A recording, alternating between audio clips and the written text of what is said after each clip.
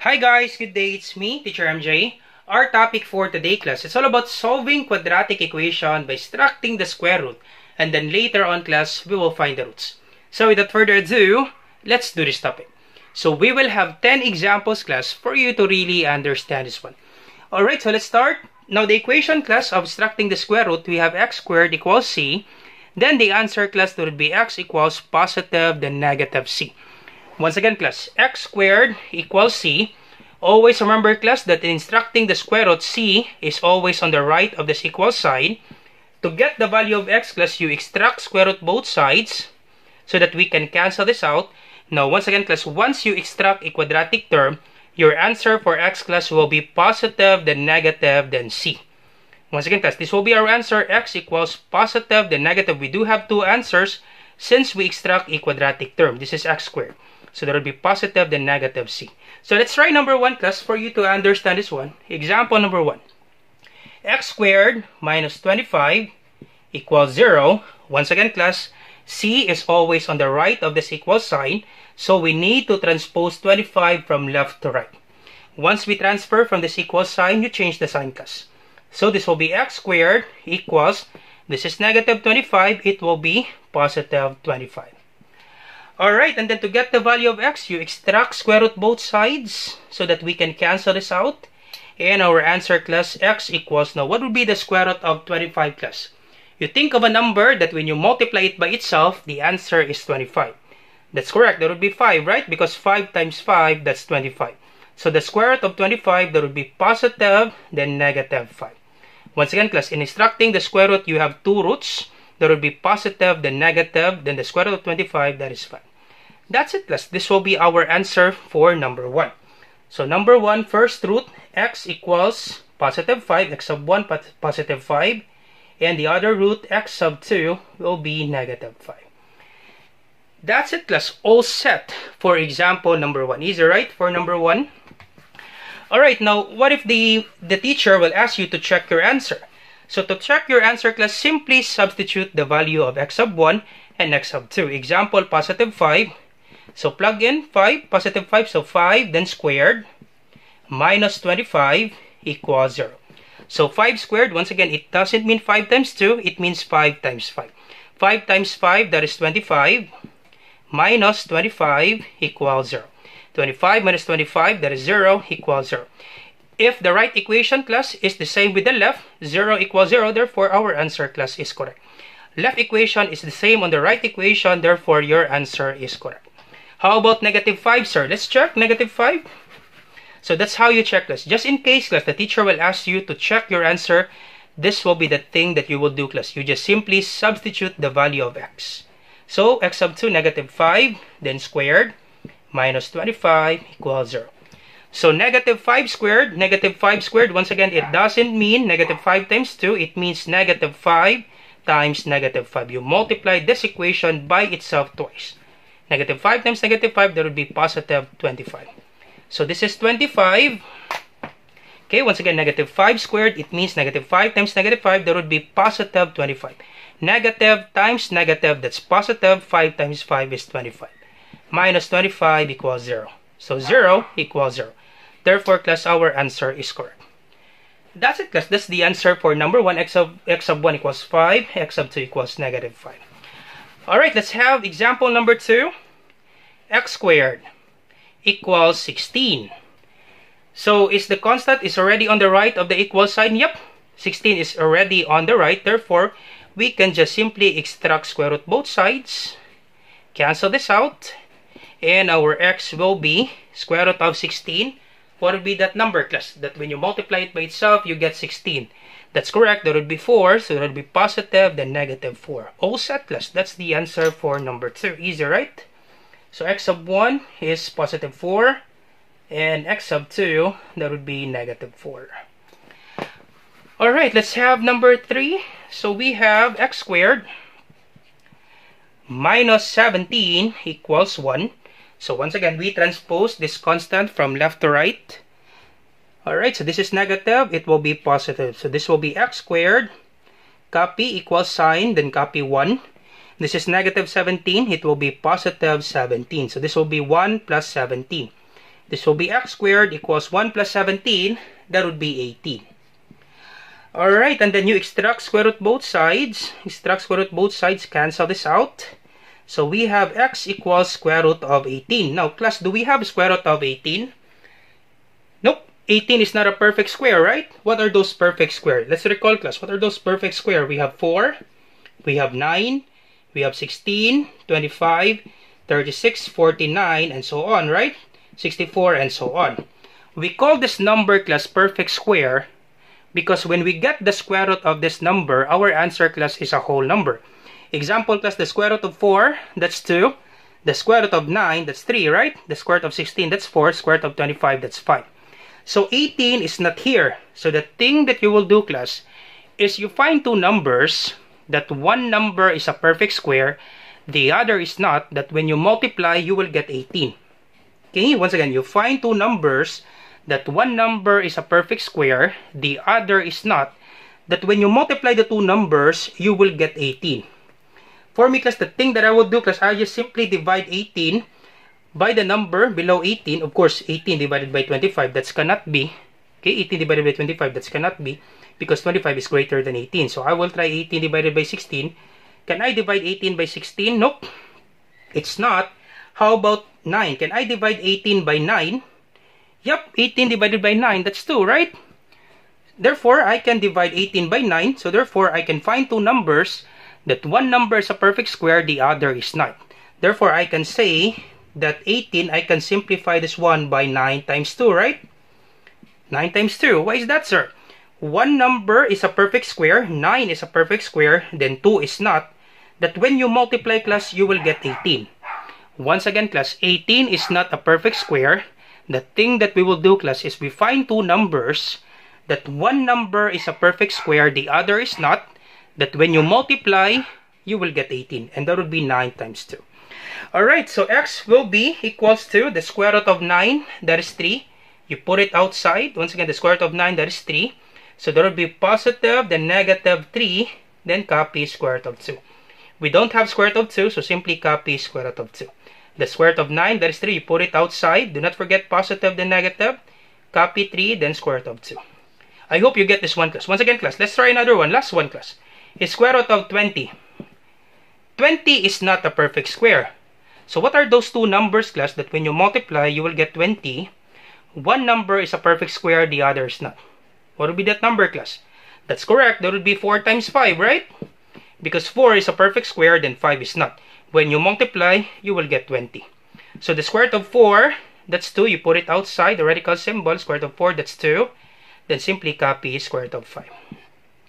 Okay, I hope you get this one, class. Alright, so the answer for number 3, x of 1, that would be positive 3 square root of 2. And x of 2, that would be negative 3 square root of 2. Alright, so that's the answer for number 3. So let's have number 4. 3x squared minus 147 equals 0. Once again, we transpose this constant from left to right. So this will be 3x squared equals, this is negative, it will be 147. Alright, now when you extract square root both sides, class, of course, you will not have the answer for x because there is no square root of 3. Okay, once again, there is no square root of 3. So the thing that you will do, class, to get the value of x, you need to divide both sides by 3 so that we can get the value of x. Question, why is that, sir? Because in the equation, class, once again, in the equation, class, x squared, check the equation, class, x squared equals c. The number before x squared is just 1, right?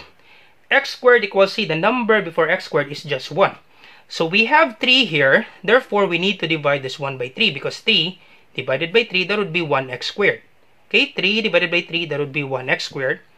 So that's why we need to divide both sides by 3 so that we can eliminate this 3.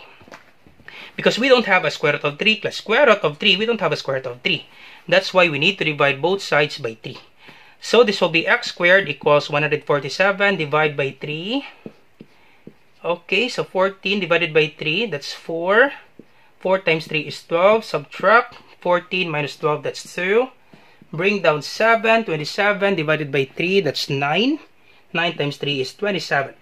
Subtract, this is 0. Okay, so this will be 49. Alright, so divide by 3, so there will be x squared. 147 divided by 3, that's 49.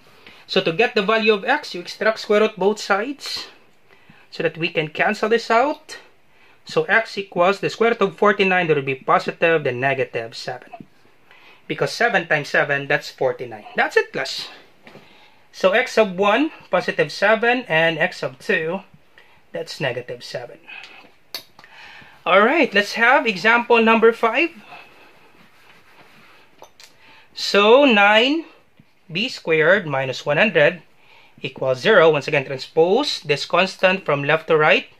This will be 9b squared equals, this is negative, it will be positive. Now, sir, can I do this one, sir, instead of dividing both sides by 9? Because actually, class, you can divide both sides by 9. So that's the thing there, class, you divide both sides by 9. So that we can cancel this out. And b squared equals, this will be 100 divided by 9. Can I divide, sir, 100 divided by 9? Nope. 100 divided by 9, you cannot divide that one. So extract square root both sides.